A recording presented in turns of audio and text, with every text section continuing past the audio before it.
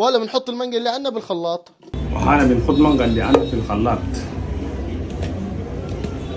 وهلا بنجيب الحليب وبنحطه بالخلاط بهذا الشكل. وهلا بنجيب الحليب بنكبه بهذا الشكل.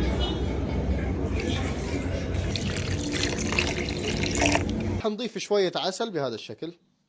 هنضيف شوية عسل بهذا الشكل. للأسف عسل ما في عندنا له بديل، زيت ملح فقط بس. وهلا بنحط الباشن فروت جوات الخلاط بهذا الشكل. وهلا بنحط باشن فروت في هذا الخلاط بهذا الشكل. باشن فروت ما في عندنا له بديل، برتقال فقط. نقول بسم الله يا كريم وبنخلط. ونقول بسم الله يا كريم يلا نخلط.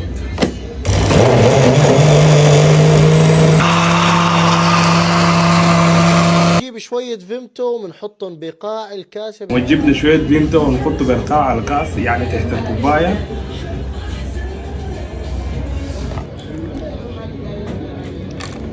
وبنحط شوية ثلج مثل ما انتم شايفين بالكاسة، مو مشان شيء، مشان بورد.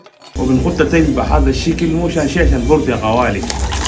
هلا قربوا لي لهون يا غوالي وشوفوا لي على هالمنظر وعلى هالقوام. هذا القوام مشان صحتكم يا غوالي. شوفوا يا سلام يا سلام، شوفوا على هالمنظر يا الهي. ارموني لحون يلا شوفوا هذا القوام العصير الجميل. يلا نكبه في الكوبايه. يلا ما عشان شيء، عشان صحتكم يا غوالي. يلا نشوف. شوفوا هذا الخام. يا سلام يا سلام ما شاء الله. نقول بسم الله يا كريم ومندوق. بسم الله.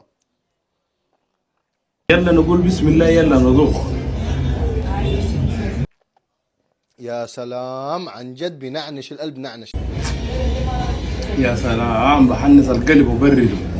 فيري فيت. 9 من 10.